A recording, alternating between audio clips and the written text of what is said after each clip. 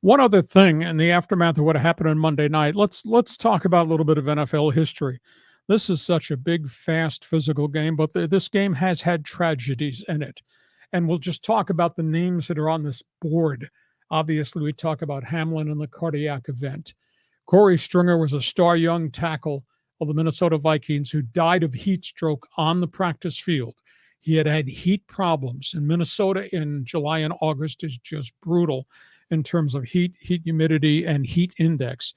He had gone down the prior 2 days, and Corey Stringer was showing signs of heat problems the third day in practice in 2001. Like, took him to an air conditioned trailer, which is normally how they treated players back then. He died. That was a horrific loss, and he was a great young player. Chuck Hughes is the only player to actually die on the field.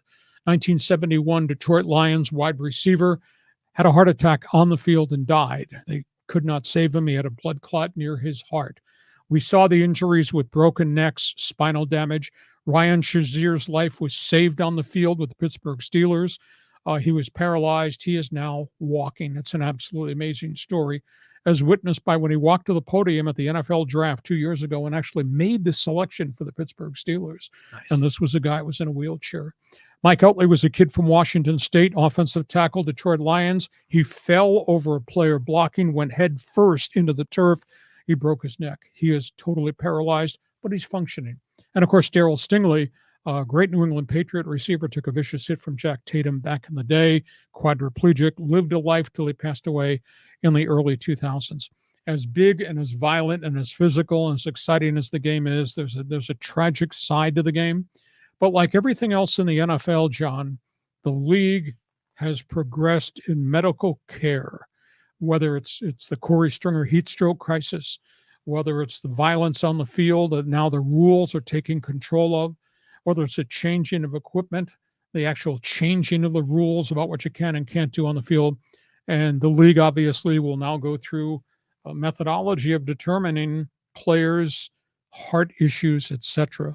I'd like to see further change of equipment. I'd like to see helmets with more protection. I would like to see all players required to wear what I would say would be heavy flak jackets. Everybody, not just quarterbacks, but everybody, which then lessens the impact of a player that could cause structural damage to the body. You know, the player's response is, well, I look weird in that helmet.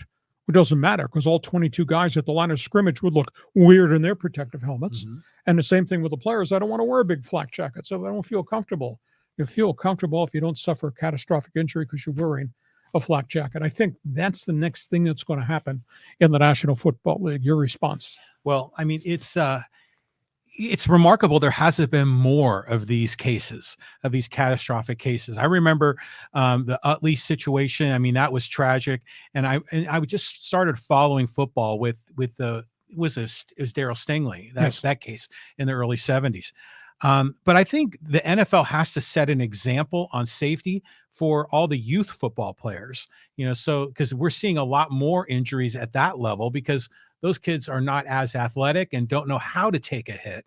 And so the NFL has to be the standard bearer here. And I think simultaneously coaching has to get better. And I don't care whether that's an NFL coach or that's a coach at Dartmouth University or a coach working in the Poway leagues. Mm-hmm. Coaching has to teach the players how to make contact, how to hit, etc. Like everything else that the NFL's gone through, from its concussion crisis to obviously this situation, I'm glad this did not end up in a tragedy. It could have, maybe it still will, because he's not out of the woods yet.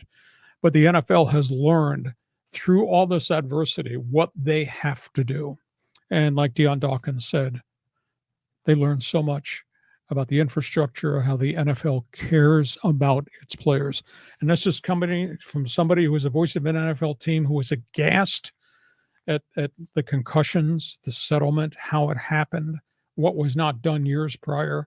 I was so turned off when I saw the movie Concussion and when I read the book written by the ESPN investigative reporters. But the league has taken the strides they have to fix this thing.